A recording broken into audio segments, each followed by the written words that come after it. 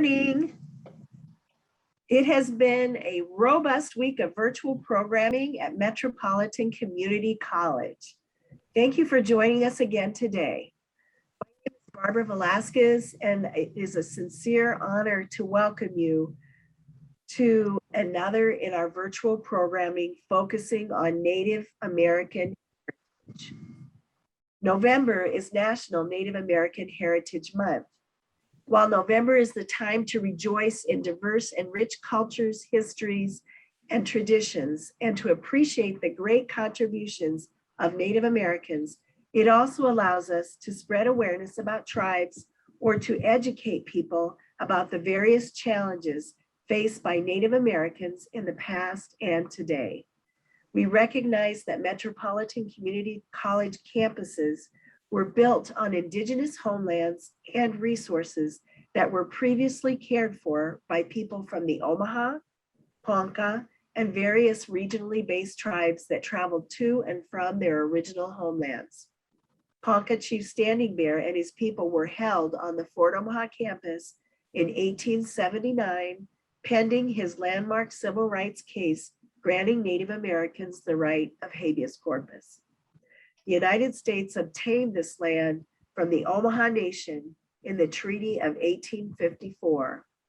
We recognize our obligations to this land and to the people who took care of it, as well as to the nearly 18,000 Native people who live in Nebraska today. The 2021 National Native American Heritage Month theme is Together Towards Tomorrow. Your microphones and chat with other audience members are turned off, but you may always contact the hosts. Send your questions at any time to moderator Barbara Velasquez. Please watch the chat for a link to the online evaluation for today's program. Dr. Susana Geliga is an enrolled member of the Rosebud Sioux tribe and is of Taino descent. She received her PhD in history with a specialization in ethnic studies and her MA in history with a focus on Great Plains studies from the University of Nebraska-Lincoln. She received her BS degrees in education and Native American studies and her AA degrees in Lakota language and Lakota studies from the Oglala Lakota College in Rapid City, South Dakota. Prior to returning to graduate school, she taught Lakota language and culture in the Rapid City public school system for 8 years and Lakota language at Oglala Lakota College in Rapid City for 2 years. She also created the Little White Buffalo Project, a Lakota language and cultural education nonprofit program where she worked with urban Native youth for 13 years. For the past 20 years, she has also been active nationally and internationally with the preservation of languages and cultures of Indigenous peoples. She is currently a co-director for the Genoa Indian School Digital Reconciliation Project at the University of Nebraska-Lincoln campus. Her primary areas of research are the histories of Native American women and the construction of Native American identities in the early 20th century. Please give a warm welcome to Susana Geliga, PhD, who will present boarding schools and the Genoa Indian School Digital Reconciliation Project. Good morning. I hope you all are doing well, and thank you for joining me. I'm going to go ahead and jump right into it. Let me pull up my screen share here. You can see the screen? Okay. I want to start off by saying I don't think people realize that Native American education, it has a history before boarding schools, and there were a couple of different phases that happened while in boarding school, and today in some universities such as Harvard, there's a program for Native American law. Cornell is another Ivy League university.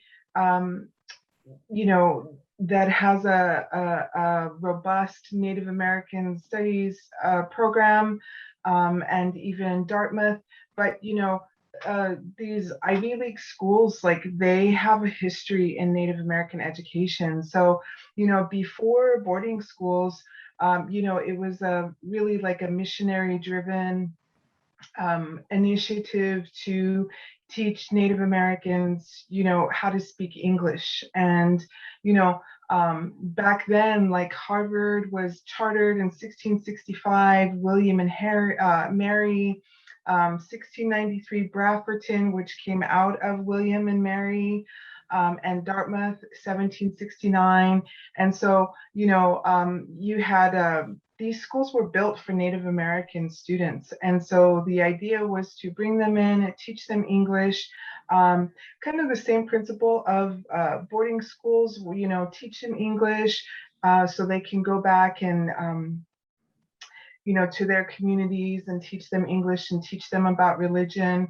Back then, though, in these earlier times, you had Native American students who would go to these schools and they would learn English, and they would, basically become translators. And so a lot of people did send their children to these schools because they wanted to know what was going on with treaty negotiations, any type of encroachment that was happening back on their land. And so, overall, though, back then, the effects weren't, the outcomes weren't as was expected, because, many times, more times than not, you would have Native Americans, students that would go to these colleges, they would learn English, and then they would go back to their communities and they would stay there.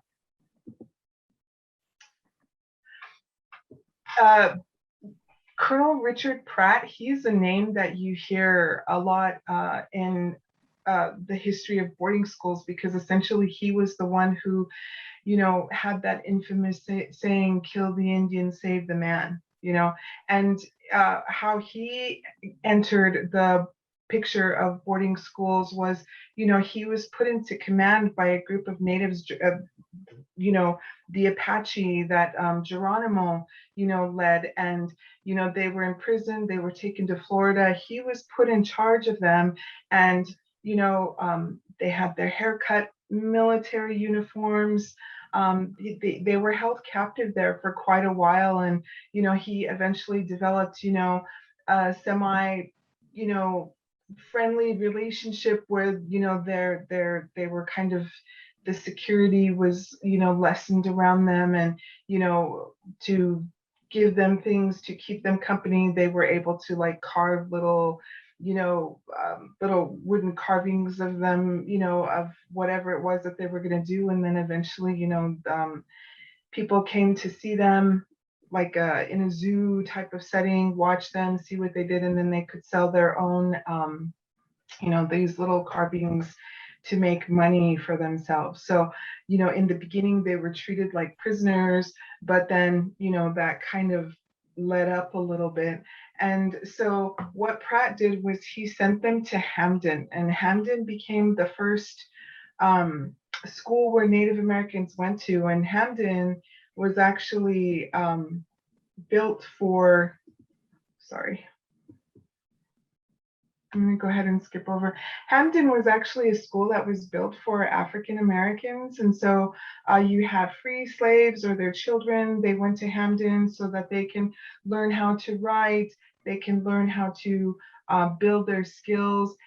And, the religion that was found, they could take it back to their own communities. And so Native American students, this group of Native American students, they were brought into there to basically learn the same thing.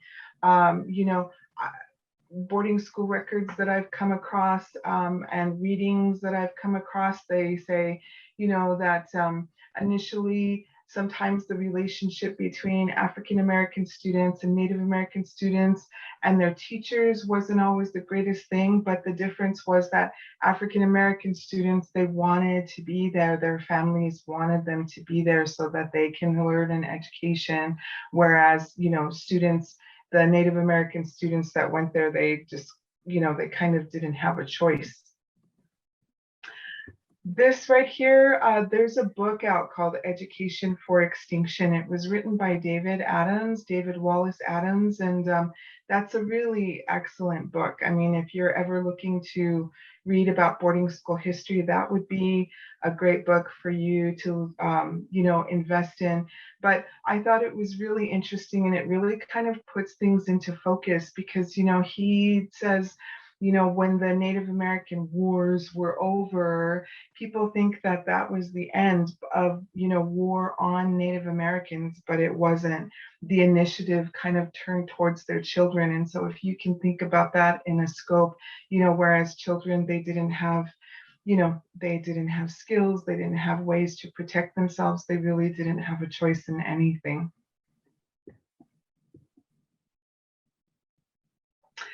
After Hampton, Pratt went ahead and he built Carlisle. And like I said, he had that saying, kill the Indian, save the man. Pull that out, that picture out a little bit. And this phrase right here, it widens and it helps to give you a little bit more of a focus, where he says, a great general has said that the only good Indian is a dead one. And that high sanction of his destruction has been an enormous factor in promoting Indian massacres. But in a sense, I agree with that sentiment, but only in this, that all the Indian there is in the race should be dead. So you want to kill the Indian and save the man. Carlisle is an interesting school because, when that school first opened, and for several years after that, that's the school that really set the model. It set the tone, it set the model of how boarding schools should be built, which was to continue to stay, within a military type of curriculum. The school was opened in an abandoned military barracks. It was run by Pratt, and Pratt was military. So it had just really a military, focus and feel to it. And that's how the children that arrived there, that's how they were trained. And so from 1879 to 1918, it says that approximately 12,000 Native American children from more than 140 tribes attended Carlisle industry alone, but there were actually a lot more students that went there. I mean, Carlisle, you're talking about closer to 100,000 students that were shipped there. And in Carlisle's records, in their boarding school records, there are students that had been sent there from Guam and from Puerto Rico. So if you can imagine, a child, the age of 5, 8, 10, 12, teenagers, being put on a boat and leaving your home and never, seeing your home again, how were they supposed to get back across the sea? So that's really that was a hurtful thing to learn about for me, because my heritage is also part Puerto Rican, and my father is Puerto Rican and my mother is Native American, and so researching files such as Carlisle and coming across your own family names, that was a pretty hurtful experience. But students were often shipped across the country over to Carlisle. I mean, eventually there were, move forward here.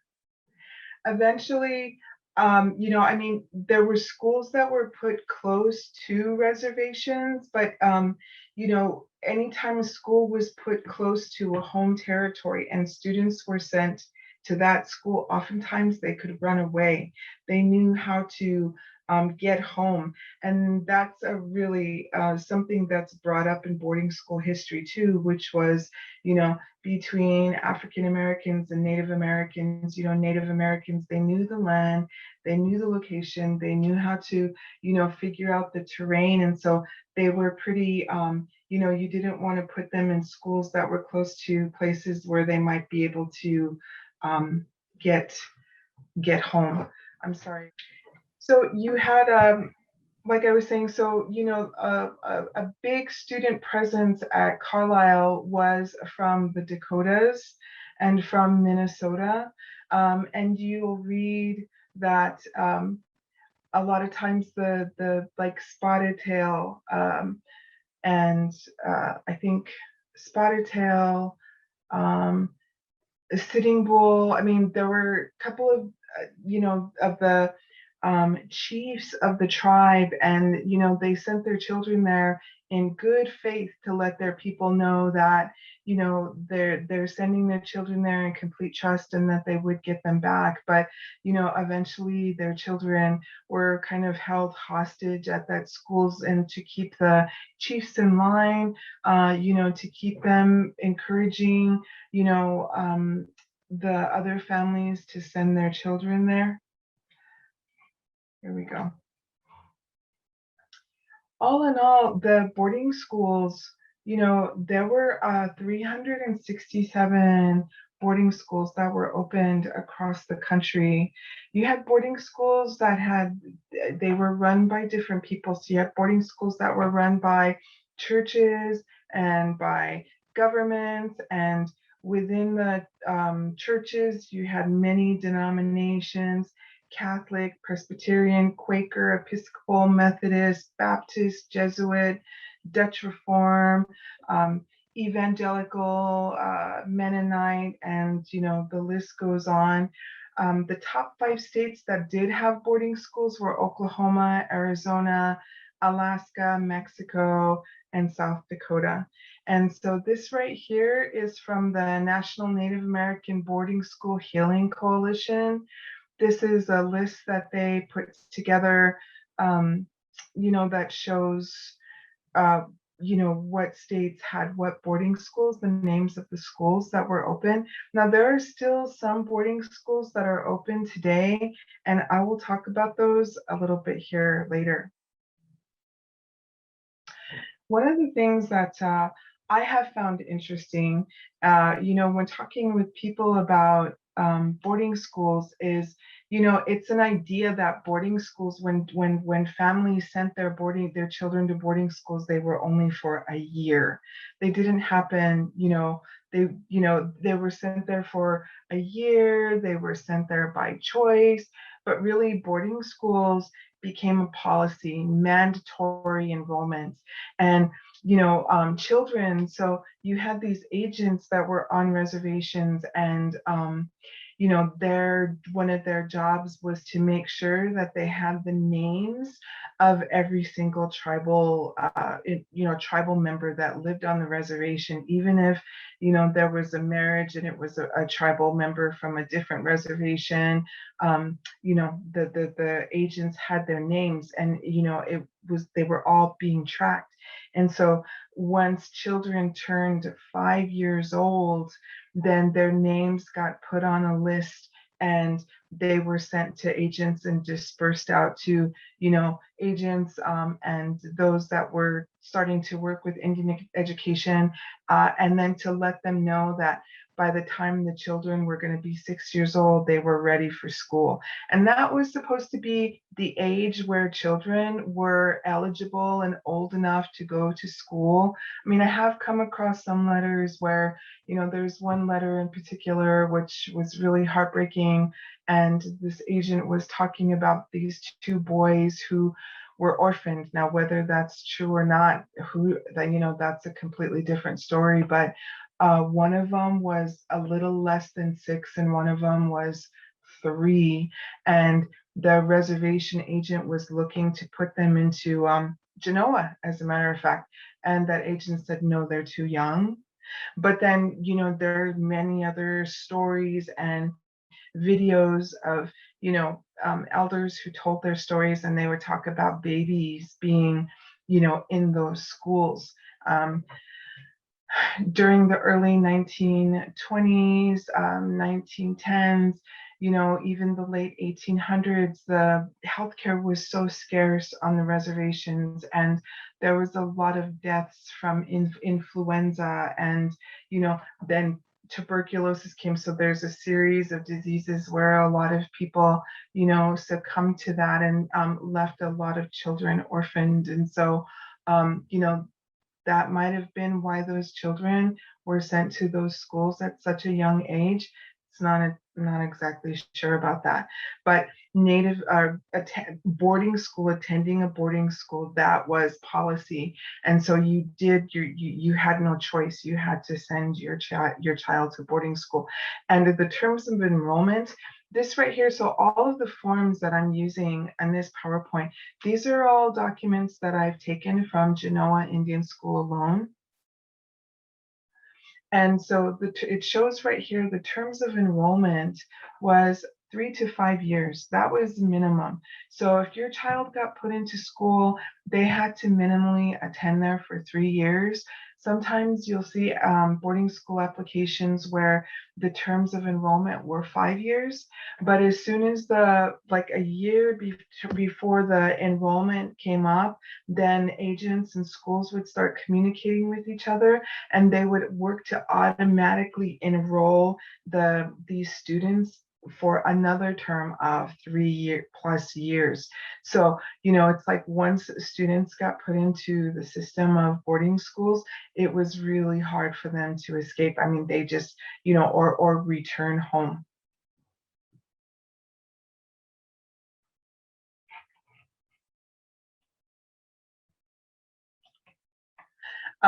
When you look at the applications from the Genoa Indian School, for instance, there's many applications on there. I mean, many on there, and a lot of times they're blank, and they'll just have a signature of the doctor, they're the school doctor on there, the agent, maybe it might be the farmer, like the resident farmer. The schools, like they hired farmers to help keep track of Indian students that might have run away from schools. They kind of worked like gathering them up and, returning them, or else they just kept track and monitored families. So if you had a student who ran away from school, then those farmers would be watching those families to make sure that the students didn't return there or they didn't see them. So on these applications, you'll see a farmer name. For the Genoa Indian School, the farmer was W.E. Dunn, and he was the farmer that helped keep track of students, making sure that they, got taken from wherever it was. He would provide transportation to the school, or if a student had run away, then he would be one of the people that would be sent out to look for these students. I'm really sorry. My screens are. Do you still see one screen? Okay. So these applications, like I was talking about, they contain really minimal information. And a lot of that was because, these agents and, the school, they would fill out the application. So, when your child was 5 years old, they're getting ready to be 6 years old, you're going to have the reservation agent who would go to a family and let them know that it was time for their child to go to school and that they needed to sign this paper, they needed to sign this application. And then they would send that, back over to the school. Sometimes those applications, like I said, they have a physician's signature on there. So the reservation agent might take that application after he got the parent signature. He would take that child to go get checked on by a doctor, if there was a doctor. I mean, there were hardly reservation doctors, but if there was a doctor available to help give that child, a quick exam and make sure that they weren't coming into school sick with anything, and then that application would get sent to the school. Another thing that you see on applications, which is really disheartening, is they'll say the main reason that they took a child out of a home, or the reason why a student shouldn't go home. You're going to come across lots of documents where you see agents trying to give good reasons to justify why a student wasn't allowed to go home. Is they would say that children were in poverty, they were too poor, their parents can't provide, their home is really bad, it's not a good idea for a child to be returned home, they shouldn't go home.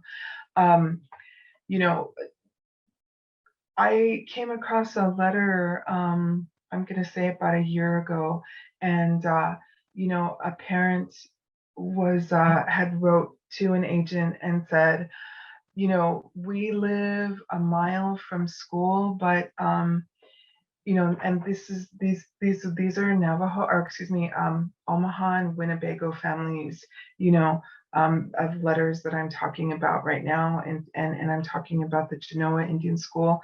But it was a mother, and she was saying, we live just, right down the road, but my kids are getting bullied. Basically, there were some farmer children, older children, who were bullying her kids. And so she wanted to know, and they didn't have transportation, to get their child to school. And so, what to do.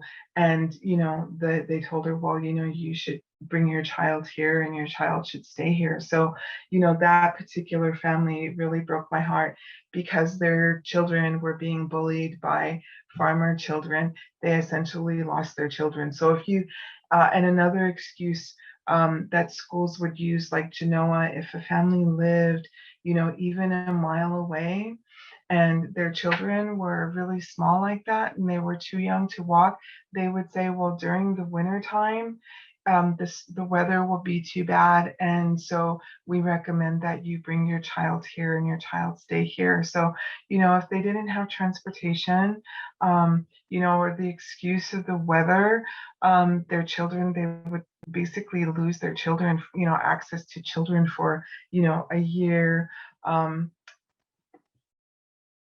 They had these vacation requests. So you had students, their mandatory attendance in school, let's say they're in their first 3 years.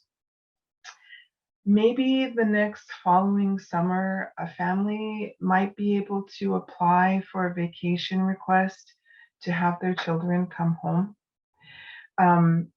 And they had to apply. They had to submit these vacation requests right here. Again, this document is from Genoa. They had to apply with their reservation agent, and then they had to get, wait for the reservation agent to communicate with schools. And I'm going to just talk about Genoa here.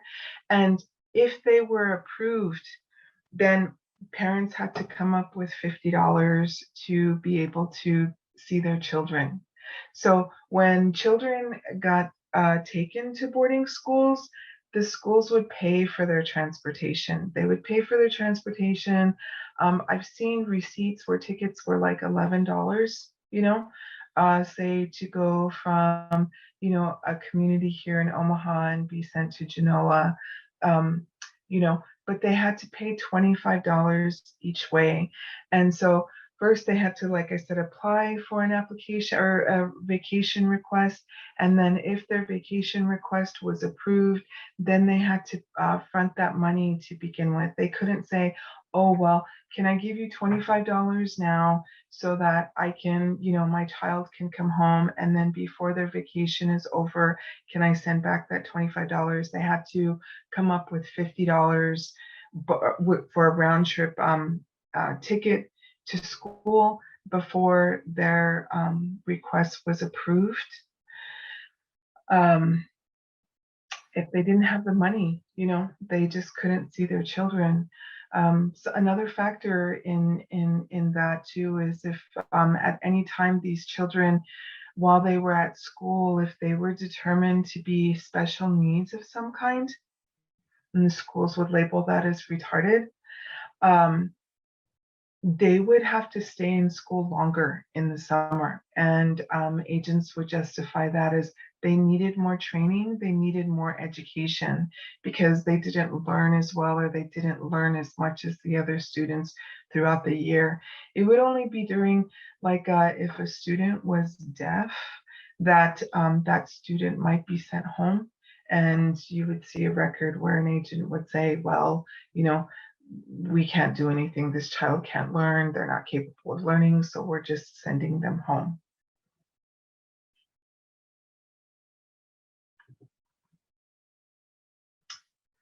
I had mentioned earlier about runaways. Um,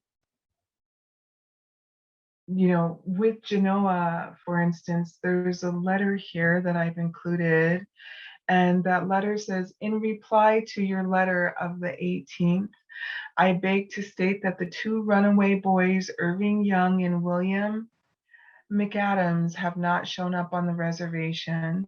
I have I have made inquiry since receiving your first letter, and I am quite sure that they have not come home on this reservation. The four boys, Jamie Fox, Fillmore Walker, John Turner, Thomas Walker, who deserted from your school the 14th, are, I presume, back here, and I have sent word to their parents that they must send the boys back at once. If the parents do not send the boys back at once, I will see what I can do by force. You know, when parents, you know, this earlier part of boarding school, the boarding school era, you know, when parents refused to send their children, or they got their children back for vacation and they didn't want to send them back to school, you know, the agents, the reservation agents, they would threaten them. You know, they would threaten them with jail. They would threaten to withhold their rations, basically starve them and the rest of their families out before, you know, unless they return their children. And that's something that I think that people don't realize. And that was a policy that they practiced commonly in the earlier part of boarding school. So if you don't send your children to us, you're not getting your food. If you don't send your children to us, we're going to put your husband in jail. We're going to put the father in jail. We're going to put the mother in jail. These are very common practices. And when students were caught after they would run away, a lot of times it depends on how old they were and if they had been, you know, difficult students previously, what would happen to them. So, you know, if they were older students, they might have been jailed, you know, or they might have been sent to reform schools. So say, for instance, you had maybe a 13-year-old boy who, you know, ran away, he got caught, and he, you know, got returned, then maybe the school superintendent might decide that this boy is too difficult, and so they would send him to, you know, a military school, or he would be sent someplace else, and so the parents weren't really notified.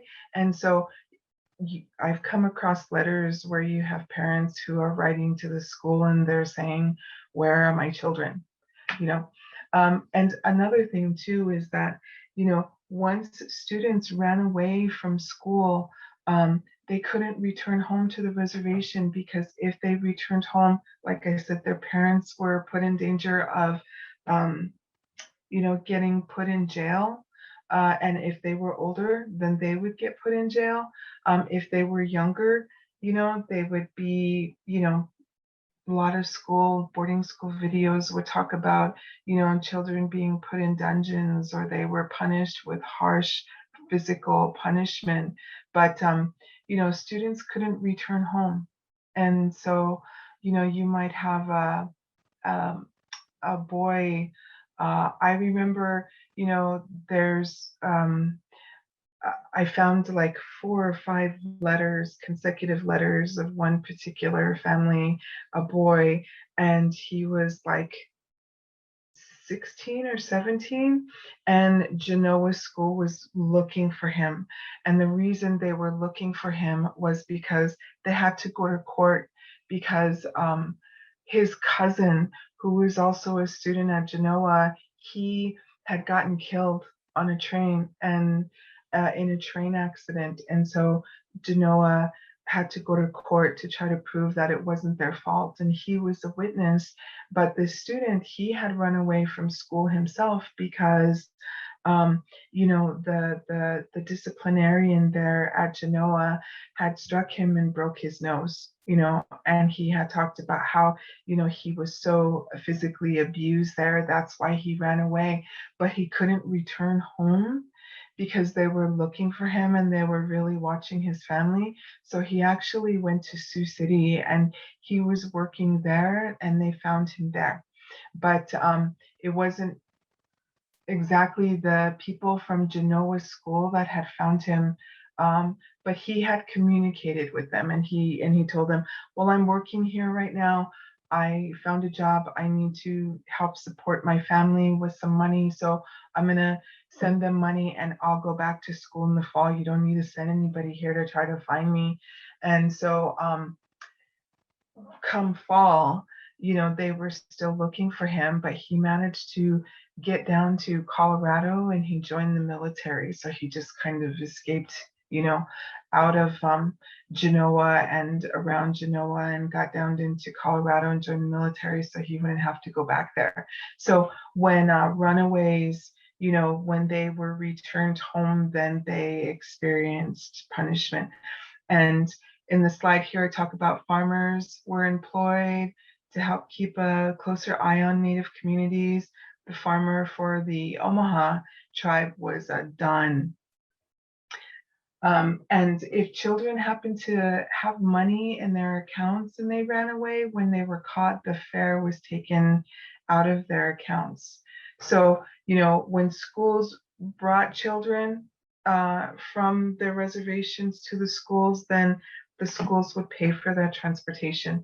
But if children went home for vacation, the parents would have to have money beforehand, or if they ran away, if they had any kind of money in their account, then that would be taken out of their account to pay for their transportation back.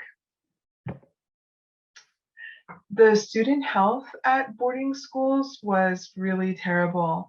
Every male student had a circumcision was performed on them without getting permission from their parents. And tonsils, all students received tonsillectomies. And that was a preventative measure for, illness, so they say. Children or girls, once they began menstruating, the schools, they monitored their menstruation cycles really, really close. I had mentioned that earlier, if a student had any type of learning disability, they had to stay at school longer. There was a mass letter I found right here. This is an example. This was a mass letter, an example of a mass letter of a tonsillectomy. I call it the Tonsillectomy Letter. It was the same. You can find these, like in Genoa, for instance, you can find a lot of these. It's the same letter. The only thing that changes is a parent name and a parent location and a student name, but it's just letting them know that, there was a routine checkup performed on the students and their child needed to have a tonsillectomy, and they, wanted to get the okay from the parent. And so the parent unknowingly, would agree to have their student take or have their tonsils removed.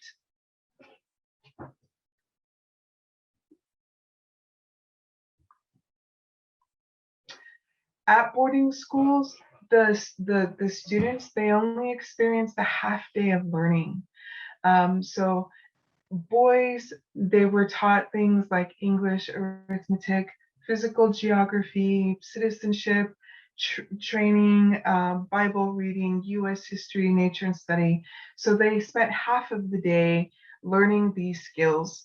If you go to the Genoa Indian School today, for instance, in Genoa, there's one building that's left of the school. If you go up on the second floor, you see that the boys were taught a lot of like making horse bridles and, those type of things that were really, focused on agriculture. Girls were taught kind of the same thing. And they were also half day, they went to school, and then the other half day they worked. What I found really fascinating in my own research was, you know, students basically, while in boarding school, they just experienced hard labor. And the schools used their labor to keep those schools running, right? So you had, these girls, they would only learn these things half a day, but then the other half of the day, they're learning how to cook and they're sewing and they're, sewing holes in clothes, ironing, cooking, canning, everything that, to help that school, function. And then boys and girls, they would do gardening. Boys, they would, milk the cows. They would, do, work on maintenance, on tilling the yards. So, the hard labor that they experienced was really to help keep the school going, which I thought was really interesting. And also, schools received money for their students, from the government. But a pattern that I noticed personally when I was doing research and writing about boarding schools was, you always had the administration was really top heavy. It's really top heavy within each of the boarding schools. There's really top heavy, at the government level. And so that money that was supposed to go for schools, really went to paying administration. And, what was supported to the schools was really minimal. And, the teachers were really minimal. You might have had like one teacher per, many students, but they had to really, keep the school running, making candles, making soap, doing what they needed to help the school help the school function. I had talked earlier about parental compliance, you know, withholding rations, withholding clothing, other annuities, unless they would return their children to school. I mean, schools really focused on attempting to break the connection with their families, with their culture, with their language. I had talked about the labor that the students had to experience in the schools. Well, they also have a thing called outing programs that schools used a lot. So, in the summertime, if a parent couldn't afford to have their child returned home, or maybe that school might have made the choice not to let a child go home. They participated in outing programs where they would rent children out to farmers, and the local community for labor. How schools justified that was, that students were building skills. Everything was justified about building skills to be able to help them when they survived. And so, if let's say Genoa, participated in an outing program to let a student or to have a student go and work for a farmer, if that student made any money for the farmer, it would never go to the student. It would never go to the family. It would go directly to the school. The school would say, well, the student has an account. In the Genoa records, for instance, there's a section that's called individual money.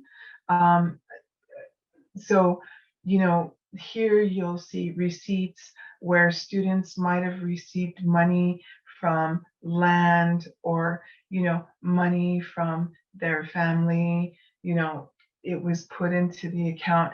Even let's just say when a parent applied to have a student come home, and let's just say that student happened to have $25 or $50 in their account, they couldn't use the money that they had in their account to go home, right? They couldn't use that to buy their transportation. That money always stayed in the account. And, the school, if a student needed shoes or whatever, or some kind of basic necessity that the school was supposed to be obligated to purchase for that student, they would take that money out of the student's account, So it's like you have this really dysfunctional, crazy cycle of schools, students supporting schools, and their student money that they happen to, come into their account, also supported the schools and very minimally supported them. Each of these slides, I have a video, so even if you don't have access to the link, you can, read the title of the video and look online. This particular video, for instance, I think it's number 3, it might be number 2. There's 3 parts: The Unseen Tears, the Native American Boarding School. And, there's a woman in there, she talks about, how students were raised so militarily, their mind thinking that they actually went ahead and, when the war started coming, they enlisted in the war, like that young man that I was talking about trying to escape, coming back from Genoa. And being a soldier in the war was, easy for them to do because they already had such a military, they grew up with a military type of thinking. And that actually lends itself out to a whole different, history of how much Native American participation there was in the United States military history. But that's another story.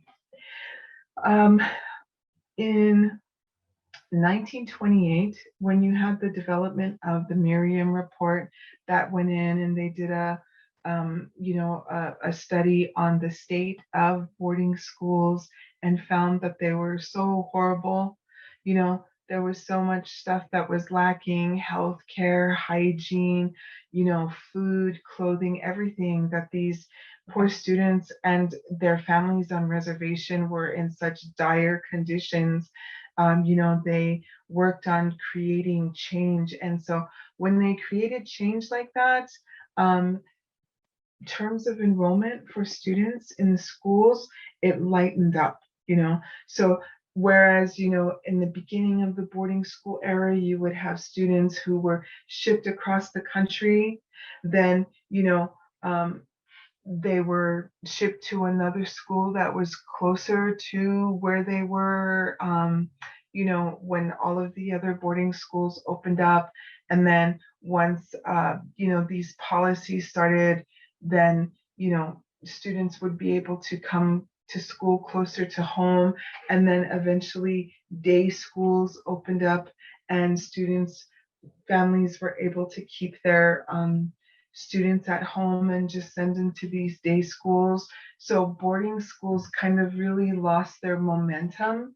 And parents, as these changes were made, parents began to have the option of saying no and keeping their kids away from these boarding schools. And that happened. It happened a lot.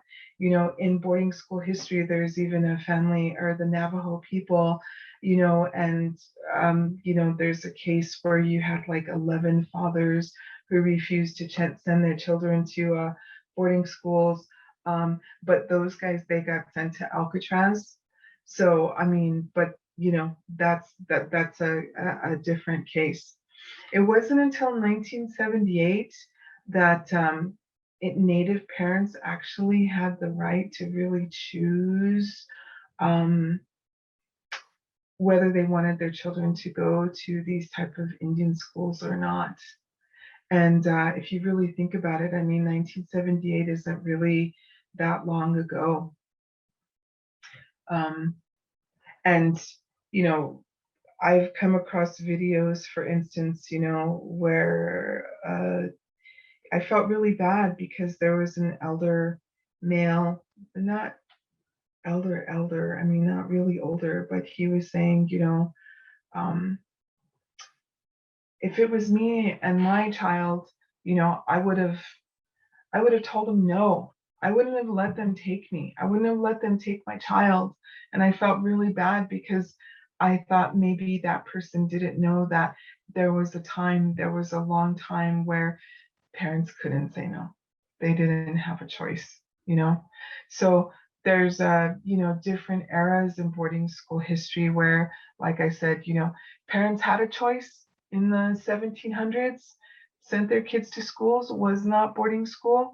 Then when boarding school became policy in the late 1800s, parents didn't have a choice again. And until later on in the, like I said, after the Miriam report in 1928, and parents could have a choice of their child still had to go to school, but they had other education options that were closer to home. But then here we come so close to contemporary history, 1978, where parents had the legal right to deny where they wanted their children placed or not. And I don't think a lot of people know about that when it comes to boarding schools and Native American education. Boarding schools were completely they were, of all the policies, boarding school was the most detrimental on our native languages and our native cultures, because when students got sent to boarding schools, they were punished, whipped, beaten, starved, locked up if they couldn't remember, to not speak their language. They couldn't communicate. If you had siblings that went to school, they were never placed together, like they were purposefully kept apart. And, boarding schools, a lot of the momentum around these far away boarding schools and sending these different tribes, it's because students wouldn't be placed with other students from the same tribe so that they could continue to speak their language, or maybe might practice cultural ways of thinking or communicate with each other culturally. When they were put in these schools with all of these different tribes, everybody's speaking a different language, and they have to learn how to speak English. Um, so loss of language is a really big deal. When I used to teach Lakota language at Oglala Lakota College, at the beginning, the first part of class, I always would go around and do introductions with people, and it would always break my heart when you would hear a person say, I don't speak my language, my family doesn't speak our language, because of boarding schools. And it's like a shame or a guilt that people hold, I think, and it would always hurt my heart, because I would think to myself, it's not your fault. Your parents didn't have a choice. You got to let go of that. And the good news, the powerful, medicine that you're doing is you're learning it now. So there's a lot of guilt about not knowing language, not knowing culture because of boarding schools. But boarding schools, of all of the Indian policies on Native Americans, was the most detrimental to our cultures. The National Native American Boarding School Healing Coalition, they have a lot of information and material that has to do with historical trauma. Native peoples are going to automatically have historical trauma because they're coming out of, their grandparents or great grandparents who attended boarding school. And so, for me, for instance, in my family, I remember when I was a little girl, like some memories of my grandma was, the smell of Clorox, right? Because she was always cleaning, always cleaning. Everything had to smell like Clorox. Everything had to be clean. But it wasn't until I got older, that I recognized that that was something that she had carried with her from her experience at boarding school. And there were other things that I had come across. And, a lot of Native families are, raised by grandparents, or, their parents might have been raised by their own parents or their own grandparents, and they kind of adopted a lot of these things, behaviors, patterns, from their ancestors who went to boarding school, and so they still have that. I mean, even to this day, when people look at Native education, they might not know that Native Americans have such a bad history with education. And so, but they can't understand why that we have, our younger generations today have problems with education, or, high retention rates or graduate rates. I mean, there's just this long history of, bad history of education with Native Americans. I had shared this with my students, just in the history of boarding schools, you hear a lot about how, students had to get their hair cut and how they were, have their clothes, their moccasins, their blankets, I mean, taken away from them. And, they get these uniforms and these uniform dresses. And what is the significance of long hair, and so I thought I would go ahead and, share my own personal experience, which was how I was taught was, that your hair is a reflection of what you've been taught in your life, like a plant. When you have a plant and you want your plant to grow, you give your plant water, you put your plant in the sun, you might give your plant fertilizer, food.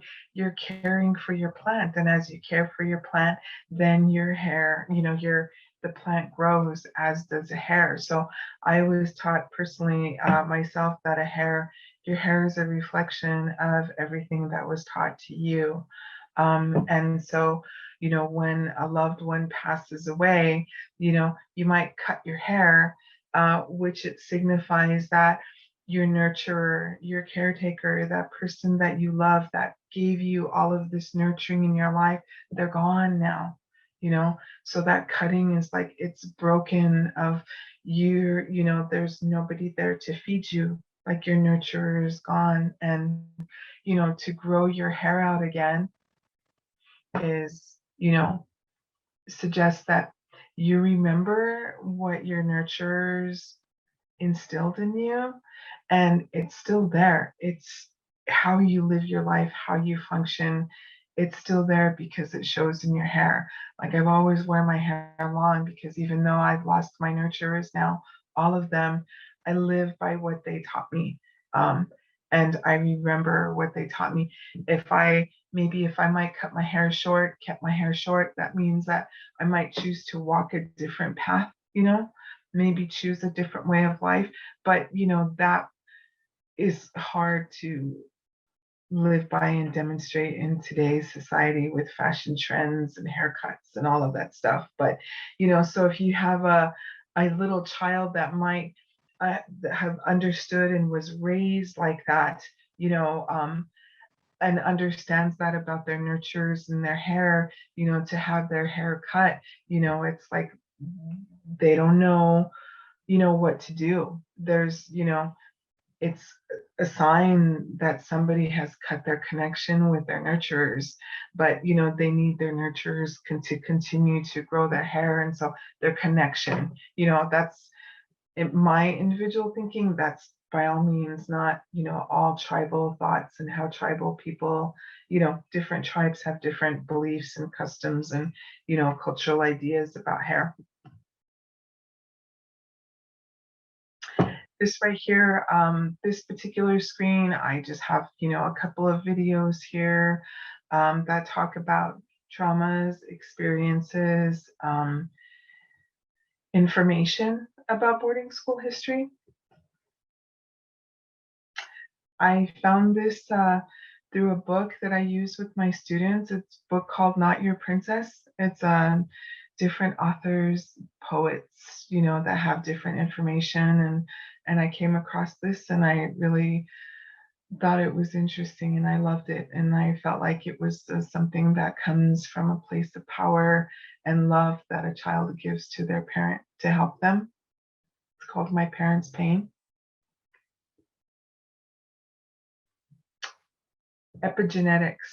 That's something else that the Boarding School Healing Coalition, they do a lot of work, try to provide educational material to let people know about the intergenerational trauma of boarding school experiences with their families.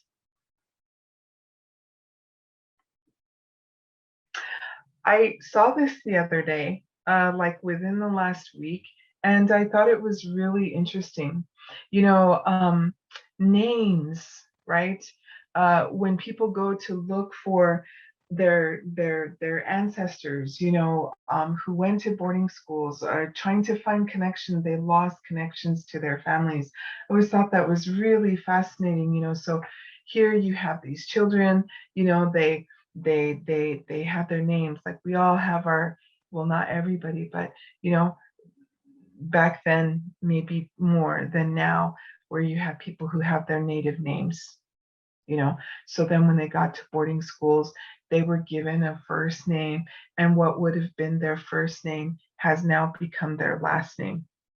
I mean, so if it was a native kind of name, unless they somehow got a white last name, then maybe you might have found siblings that have 2, 4, 5 siblings, they'll all have the last name like Tyndall, for instance. But if you have let's say a brother and his name was Little Crow, well, that became his last name, and his sister, her name might have been Fallen Leaf, well, that becomes her last name. And so then they have these first names, and so it's really hard. Like Sitting Bull, for instance, his brother was named Gall.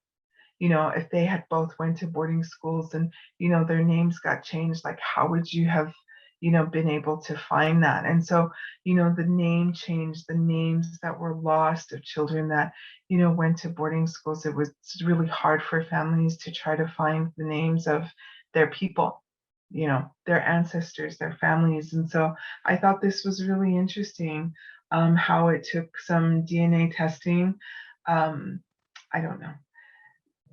It says that there was DNA that was kept from the scalp block of Sitting Bull that they were used to, that his grandson was able to establish that technique. But I mean, not everybody has that, so you have many people who've lost their family histories because of names, or maybe a birth date might have been assumed.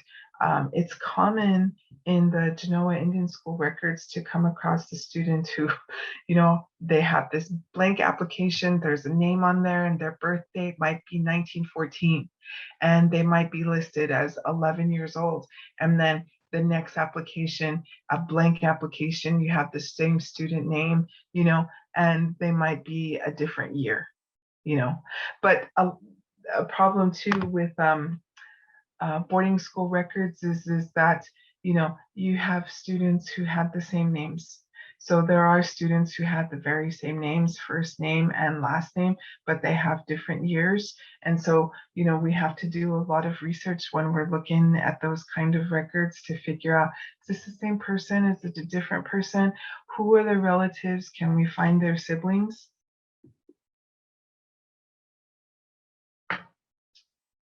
I had mentioned a little bit earlier that the boarding schools there, the policy of boarding schools started to change, but the idea of the government keeping their children away from families, it's lasted longer, and it still continues today, because we still have children that are being taken away into the foster care system, into the system at rates that are more than double than the rest of the country. So, many people who study boarding schools and who look at, the Indian Child Welfare Act or adoption today, those are still, they're able to make really strong connections to those.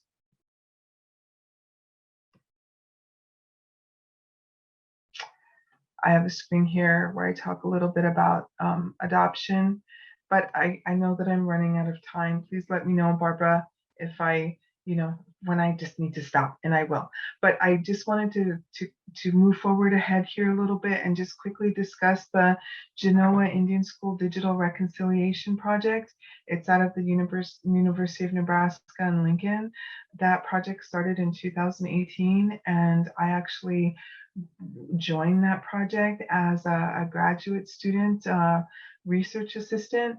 And when I started, my position was the tribal liaison and the community outreach coordinator. And then, eventually when you're working for an organization like this, I mean, like you just come to wear many hats. And so, a lot of my work was digitizing the documents that we receive. And so what the Genoa Indian Project did, what we did is we traveled to government archives throughout the country. There's a couple of different ones because, boarding school records can be so scattered.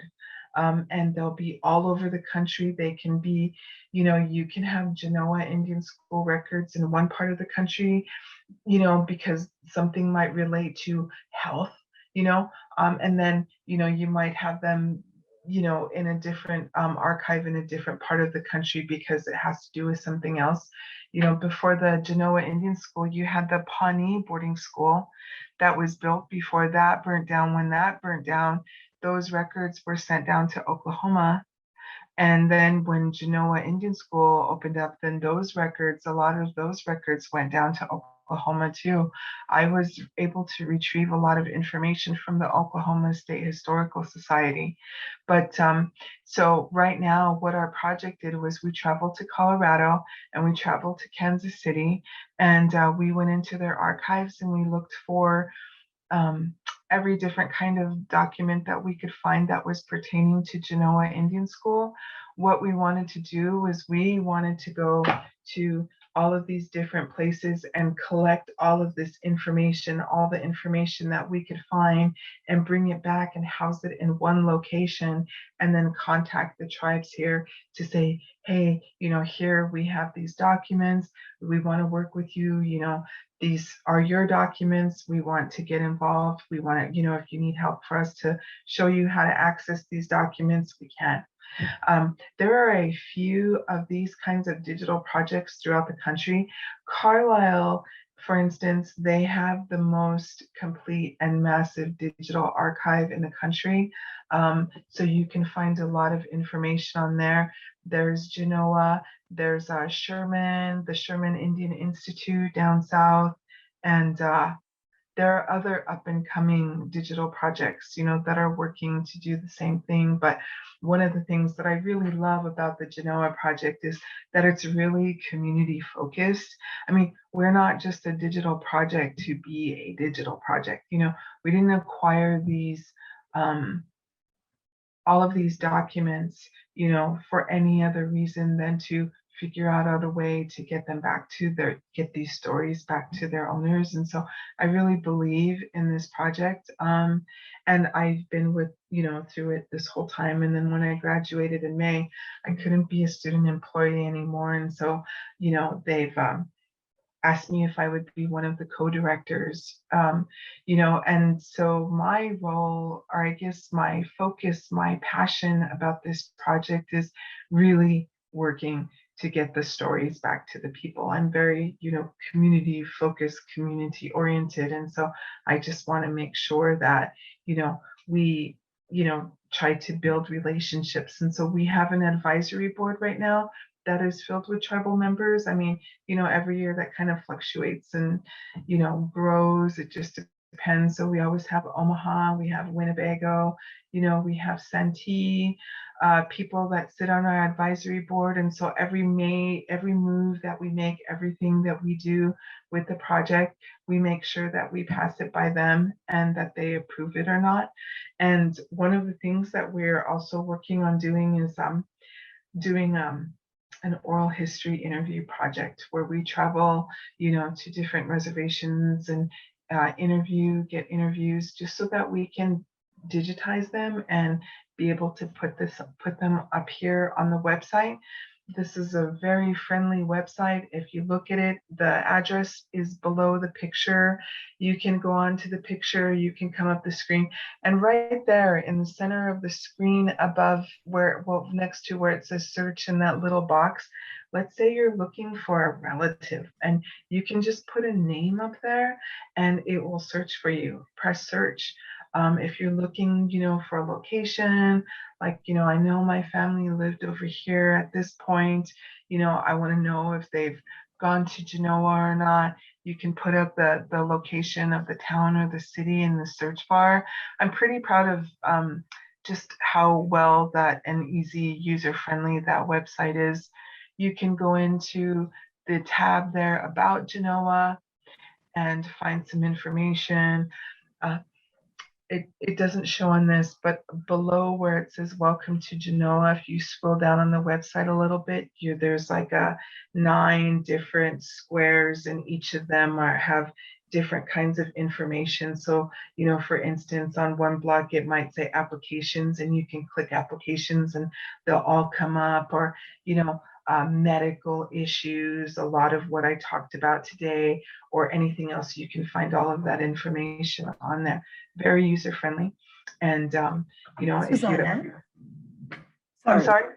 Not trying to cut you off. I just Okay. have questions. Can we ask them? Sure, absolutely. We're noticing we are getting close to the end of time here. And thank you so much to everybody who's sending your questions. I'm not going to give out any names. I want you all to know that this can allow you to ask any questions without, if you want to be confidential. But how long was Genoa School active? 30 years. Um, And there's the Genoa project, and then there's the Genoa Foundation, and there are a few different articles that talk about how many students attended Genoa. And so, like, for instance, you might find one article that says, oh, well, there was 599 students that attended Genoa, Then you might find another article that says, okay, well, there were over 2,000 students that attended Genoa. So the numbers there are kind of, that's something that we're working on right now, is to make sure that we, we always try to work with and stay on track with the Genoa Indian Foundation to see that, our information is, it matches. Thank you. That's really additional important information. Appreciate it. We have another question. I find my family, my uncles in the Genoa records. Is there a way to find or look at more records? My uncle was one of the ones you mentioned as being there because his mother, my grandma, was passed away. This happened when he was way too young. Sorry. Okay, can you ask me the question again? Yeah. I find my family, my uncles in the Genoa records. Is there a way to find or look at more records? Oh, yes, absolutely. So if you go onto the Genoa website and you press in one of your family members, you put their name in there. So, it's kind of like a process by elimination. So let's just say, for instance, your family member was named John Wayne, right? You click in John Wayne, everything that contains, that pertains to a student with that name will show up. If it doesn't, you might try spelling Wayne a little bit different, right? So instead of W-A-Y-N-E, it'll be W-A-I-N, or, something. So names, also you can put in parent names, because a parent name might come up on an application, and that might pull up some student information. So yeah, that's a really good, powerful search bar to start with. And if there's something that you knew of in particular, like for instance, your relative might have played, basketball for Genoa, you could click in basketball into that search bar, or in one of the tabs that we have below, and you should be able to find some information. If you're looking for information, and you know that your family member attended Genoa, but you can't find information, you can contact us and somebody will help you, see right now, as far as I'm aware, like all of the documents that we have are all digitized and up now. With COVID, we couldn't travel. We couldn't travel to the archives. And so we've been kind of waiting and monitoring them. And as soon as they open up, and we'll travel back there. And there's still so many documents that are out there. And so we always say, if we couldn't find it, check back with us, because we're always looking to take more trips, bring more documents home. I love that suggestion, Susana. Knowing people who have done a lot of research on genealogy, I think they enjoy finding a question, because then it gives them sometimes, it's another perspective on what to look for. So don't hold your questions to yourself, right? Share it with friends who will help you. Here's a good question. Why is there no cemetery in Genoa for the kids from the school? There was a cemetery. There was a cemetery. And that's actually one of the other co-directors, Dr. Margaret Jacobs. She's awesome, by the way, very friendly, very helpful. She's actually working on that right now, because, those two schools that came up this past summer where, those mass grave sites were found, we had a lot of people contact us about Genoa. And when you go to the school there in Genoa, and you go, I think it's on the first floor. Yeah, when you go in there, there's a big, like a floor plan, and it shows on the floor plan, there was a cemetery. And I think that it's something to do with the water, and we're trying to get down to that right now. Something to do with like a water pipe or something like that. They're talking about how they move that. There's a lot of local residents there that the cemetery, a piece of it might have been on their land, but they don't want anybody to go there and start digging up their land. But we're working on that right now, because there was a cemetery at Genoa. We're trying to find out if a piece of it is still there or what happened to those bodies, but there was one there. Thank you. Thank you. Mm-hmm. So good to have an expert like you with us today. Is there much effort by the people who run the Genoa School Museum to acknowledge the trauma that was caused? I visited there once several years ago, and they and the Genoa townspeople seemed to still champion this school. What was the question? Is there much effort by the people who run the Genoa School Museum to acknowledge the trauma that was caused? Okay, so I'm going to be very frank as a Native person. The first time I went to a Genoa Indian School reunion might have been something like 3 or 4 years ago, because they have that reunion every year. And so, since we started, so it was 2018, we go there. And I remember when I went there, like when I went into the door, there was a table on one side and then a table on the other side, and they didn't know who I was, and so they just kind of like directly sent me to the other side of the table, and just kind of treated me really like they were processing me. And I was really just kind of taken back by that. Like they had an Indian list and a white list. Everything was really separate. And I spoke with my advisor about that, and we, ended up talking to the people who, Nancy is her name. And even, as the activities went on during the day, like they were trying to get the Native people to come up and, talk, but the way that they were trying to do it. But all of that is to say is that we were able to have a conversation in a good way. And they were like, we had no idea we were doing that. You know, we didn't know that we were doing that. Oh my God, that's terrible. Were we really doing that?